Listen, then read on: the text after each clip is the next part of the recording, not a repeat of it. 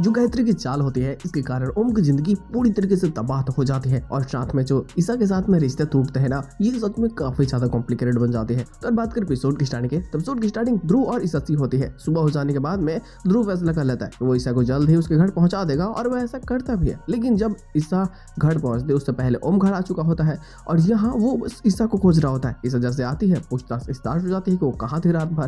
देखो पहले तो झूठ बोल रही होती कि वो इधर उधर की बातों करके कैसे भी सबको मैनिपुलेट करने की कोशिश करते हैं ताकि कोई सच न जान सके, क्योंकि सबको पता है, यानी उसको भी पता है कि अगर सबको ध्रुव के बारे में पता चला तो सभी लोग उस पर बहुत गुस्सा करेंगे और खास करके ओम तो समझो तो उससे नफरत करने लगेगा, क्योंकि ओम उसे सबसे बड़ा दुश्मन मानता है ध्रुव को। अब यहाँ ना गायत्री तो देख चुके होते हैं कि हाँ ध्रुव ही इसको छोड़ने आया था, तो इस सच को जानते हैं। तो पूछते हैं कि तुम किस कंपनी में काम करते हो, बताओ। सभी लोग बोलते हैं कि ठीक है तुम बताओ किस कंपनी में काम करते हो, तो अपने बॉस को फोन लगाओ, नाम पूछो किस कंपनी का नाम क्या है।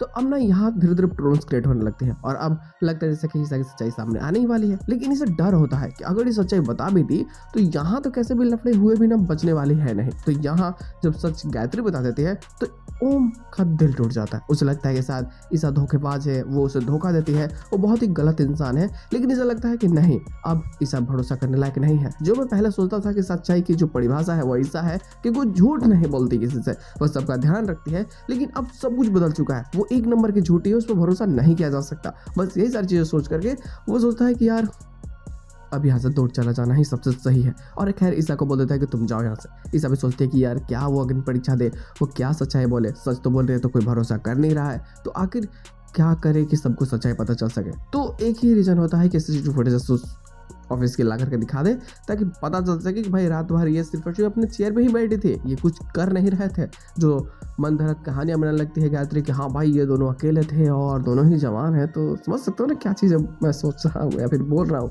तो गायत्री यही सारी चीज़ें बस एक्सप्लेन करने की कोशिश करती है यहाँ पे, लेकिन गायत्री की चाल यहाँ काम कर जाती है और फाइनली ईसा को लगता है कि अब उससे इस घर को छोड़ने के अलावा और कोई दूसरा ऑप्शन है नहीं उसके पास में।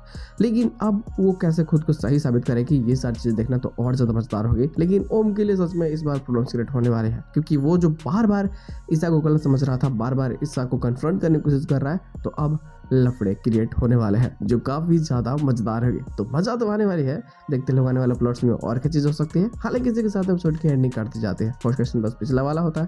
फर्स्ट क्वेश्चन बस यही होता है कि अब ईसा को अपनी सच्चाई, अपनी इनोसेंस प्रूव करनी है सबके सामने, तो मजा आने वाली है।